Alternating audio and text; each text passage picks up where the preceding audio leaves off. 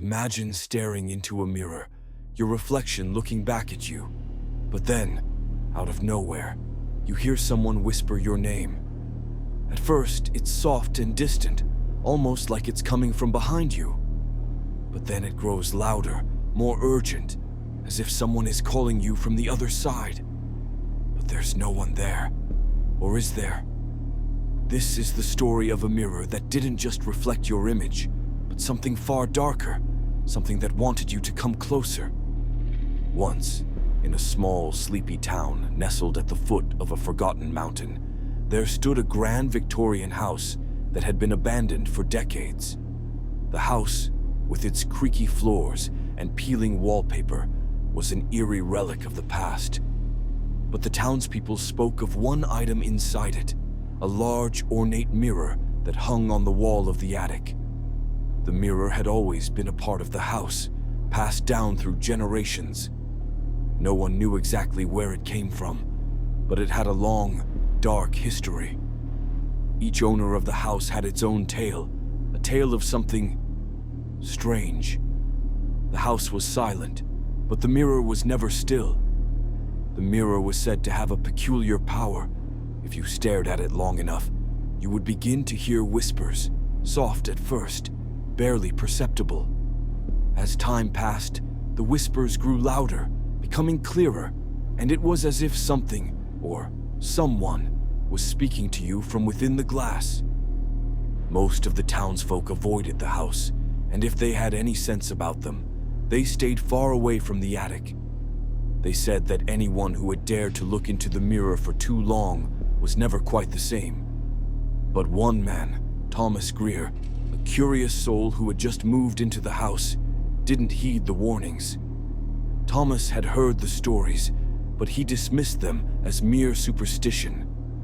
A man of logic, he believed the mirror was simply an antique relic, nothing more. He moved into the house, eager to start a new life far from the bustle of the city. But from the moment he entered the attic, he felt something unsettling. There was a heavy, oppressive air, as if the attic had been waiting for him. And there, in the far corner, stood the mirror. Its frame was intricate, carved with symbols and patterns that seemed almost foreign, as if from another time. The glass was cracked in places, and the tarnished frame seemed to hum with energy. He felt an inexplicable pull toward it, as though the mirror was calling him, beckoning him to come closer. Ignoring the rising sense of dread, Thomas took a step forward, and that's when the whispers began. At first, they were faint, just a soft murmur, barely noticeable over the sound of his own breathing. But then, as he leaned closer to the mirror, they became more distinct, as if someone was speaking just behind him, their voice coming from within the glass. "Come closer, Thomas.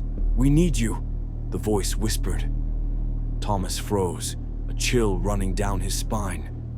He stepped back, his heart racing, but the whispers didn't stop. In fact, they grew louder. They were desperate now, almost frantic. "Don't leave. Let us out. Thomas, come back." He tried to turn away, but something about the mirror held him there, trapped by its dark allure.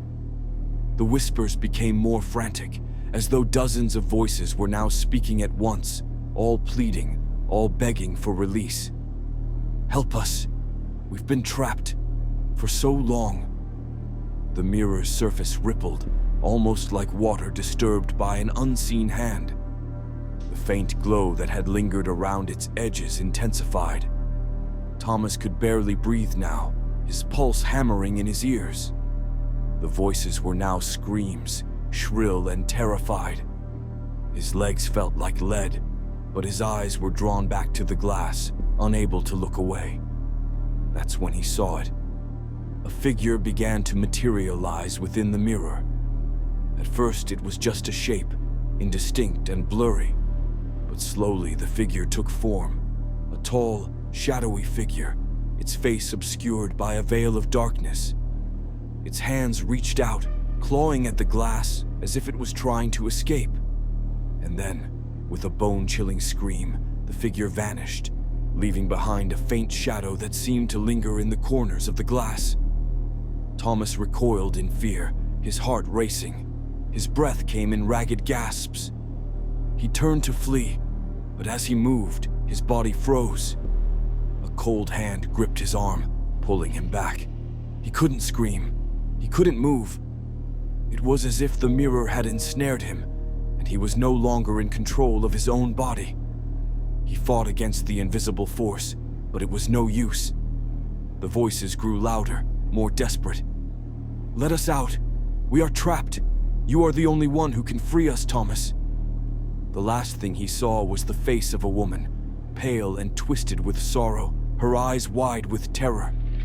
She reached out to him from the other side, and then silence. The next morning, the townspeople went to check on Thomas. They found the house empty, his belongings scattered about. But the attic was locked, and the mirror was gone. For years, no one knew what happened to Thomas. Some say he became part of the mirror, his soul trapped behind the glass, forever haunted by the voices. Others say he wandered into the woods, lost and forever searching for the mirror that had claimed him. But the stories didn't end there.